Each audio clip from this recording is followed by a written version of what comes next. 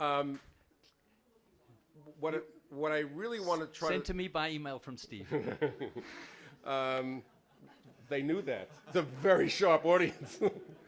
I really want to try to understand how is it that I care so deeply about matters of Jewish continuity, and I'm going to try to explain what they are, and the people in whom I have the most hope, most respect, most caring for as what for me are the next generation of Jewish leaders, but who are, for us are our Jewish leaders, seem to look at these issues quite differently. And I'm trying to understand how that fits together.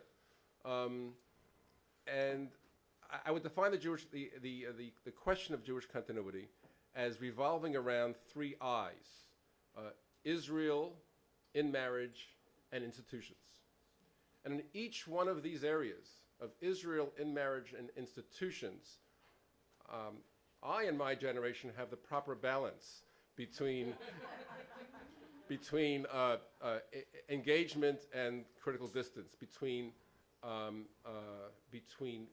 fate and choice, between Garal and Yehud.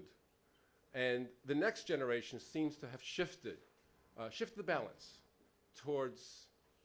much more towards purpose rather than a presumption of connection. And let me just do each one of those. Israel. Despite what you might hear from certain northeastern universities in the United States, it is in fact true and incontrovertible that younger Jews care less about Israel than older Jews. For the population at large, this is largely a function of intermarriage. That is, Jews who are intermarried or Jews who are the children of intermarriage care less about Israel than those who are inmarried or the children of inmarried. And there is a general down effect of intermarriage on relationships to Israel. That's true for the population at large. But for the engaged population, the population of Jewish leaders, what I've found is that younger Jews who are in leadership have combine a very curious combination. In this recent study I'm doing with the Avichai Foundation, in the self-selected leadership sample, 29% of people older than I spent 4 months or more in Israel at some point in their lives. 64% of the self-defined Jewish leaders, of those in their 20s, spent 4 months or more in Israel.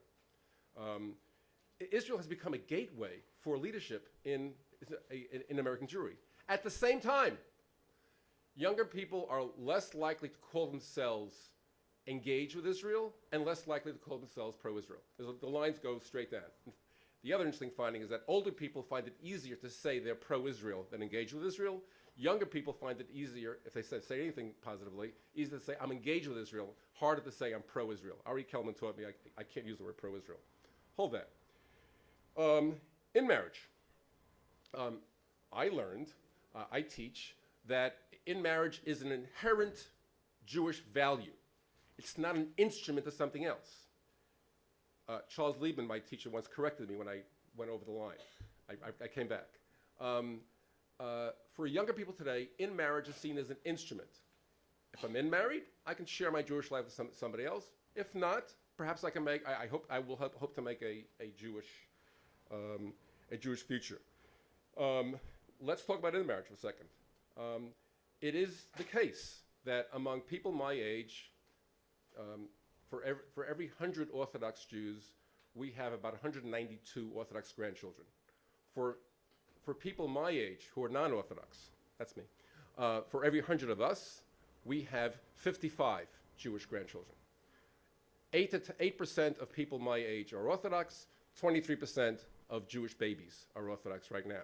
As I just said to our colleague from China, Orthodoxy is our next China. We all need to learn how to speak Orthodox, and this is largely because of intermarriage. And lastly, we get to institutions. And institutions have become, again, instrumentalized. By the way, I think to ill effect. Even by my generation, there are some people who believe that Jewish service is an instrument to get Jews interested in Jewish life. Others, like Ruth Messenger, believe that Jewish service ought to be a value in and of itself, a position I support. So what we see here throughout this whole story is that younger people are saying, the engaged younger people are saying, that for me, it's not about these institutions. It's not about the collective. It's not about the tribe. It's not about Israel per se, or institutions per se, or in-marriage per se. It's about what these things mean. I was interviewing one of these young people, and I said, tell me about you and Israel. He said, if Israel embodies the Jewish principles and values that I believe in, then I'll be engaged with Israel. Since it doesn't, then I can't be engaged with Israel.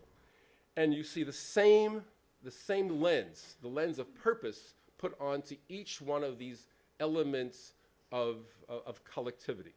So, to answer the question that you so well articulated, I'm watching, I'm doing this. To answer the question, I bring this all together back to the theme I articulated earlier.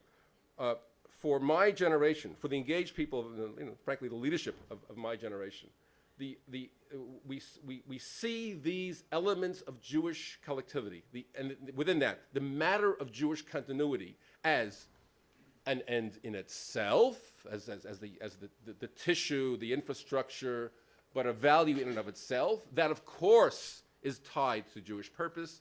Again, I think we have a balanced view of the matter.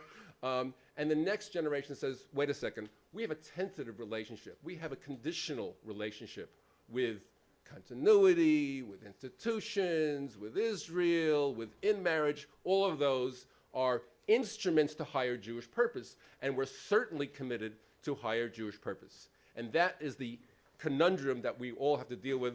It's the world that we have, not the world we want to have, but the world to which we have to engage. Thank you.